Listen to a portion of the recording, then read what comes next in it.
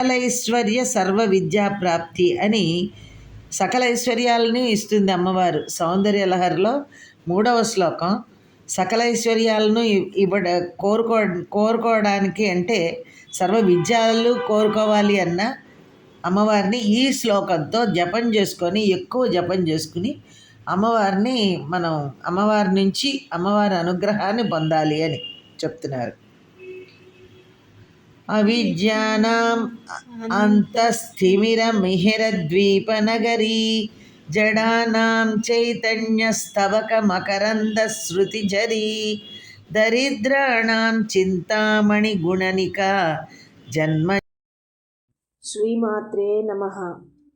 మనం సౌందర్యలహరి ఒక్కొక్క శ్లోకానికి అర్థాలు తెలుసుకుంటున్నాం కదా. ఇవాళ 3వ శ్లోకమైన అవిద్యానాం అంతస్థిమిరమిహిర ద్వీపనగరి అనే శ్లోకానికి అర్థం తెలుసుకుందాం. ఈ శ్లోకం దేవిని ప్రేమ స్వరూపిణిగా చిత్రీకరిస్తుంది. అమ్మా, నీ పాదరేణువు ఆజ్ఞలను అజ్ఞానాంధకారాన్ని పోగొట్టే సూర్యుడు ఉదయించే ద్వీపంలోని నగరం వంటిది. అలాగే మందబుద్ధులైన జడులకు జ్ఞానమనే మకరందాన్ని జాలువార్చే కల్పవృక్ష పుష్పగుచ్చం అవుతుంది. అలాగే నీ పాద రజోతేజం లేమి చేత కృంగిపోయిన దరిద్రులకు సకల సంపదలనిచ్చే చింతామణుల శ్రేణి అవుతుంది.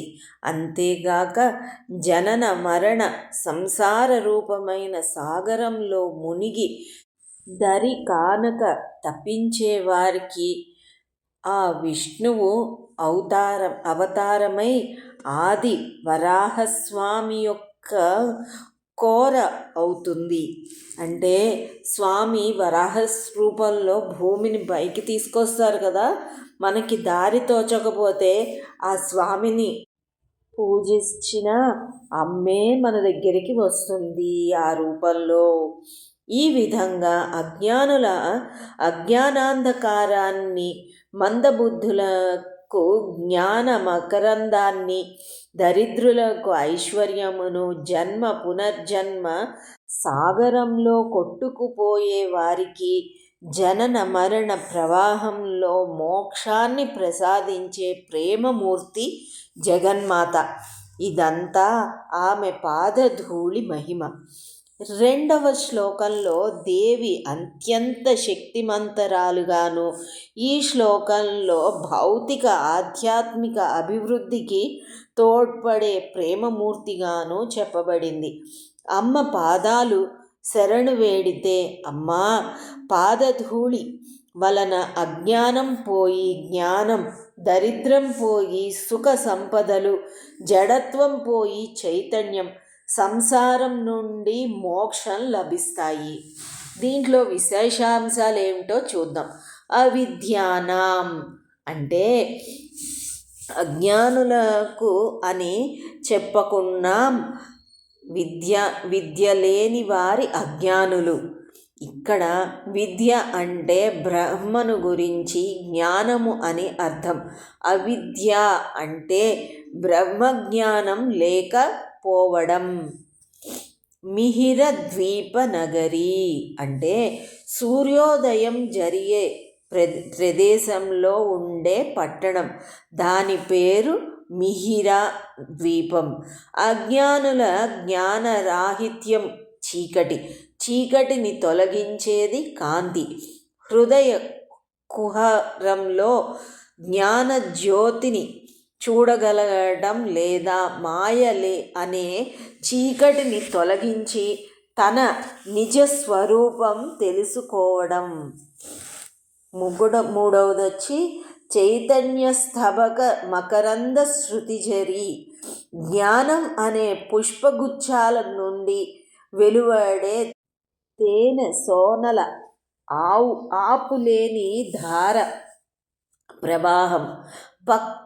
ఇక్కడ పూలగుత్తి చిత్తము నుండి వెలువడే రూప వికాస శక్తి నుండి వెలువడే తేనె.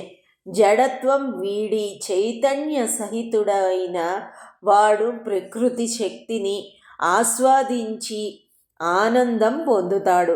ప్రకృతి అంతా శక్తిమయం, దానిని చూచి పులకితుడవుతాడు. ఇంకా 4వది వచ్చి చింతామణి గుణనిక. చింతామణి దేవలోక మణి, కోరిన కోర్కెలను తీరుస్తుంది. కామధేనువు కావలసినవి ఇస్తుంది.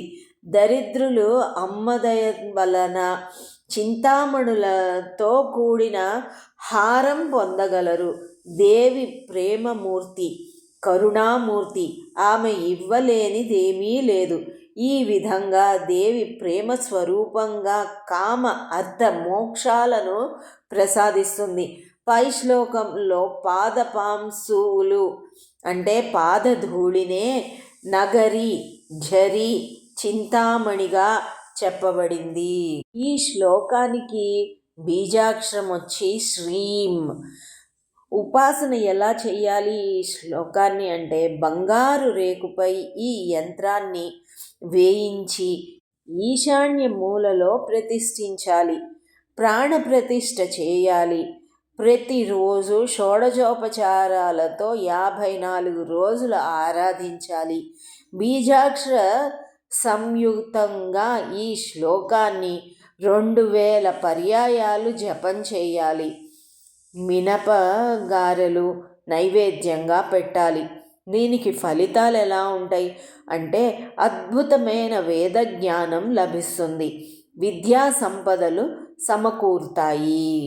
చూశారు కదండి, మన పిల్లలకి విద్య సరిగ్గా రావాలి అంటే కనుక ఈ శ్లోకం ఒక్కటి చదివిస్తే చాలండి. అమ్మ యొక్క అనుగ్రహంతో సకల విద్యలు లభిస్తాయి పిల్లలకు.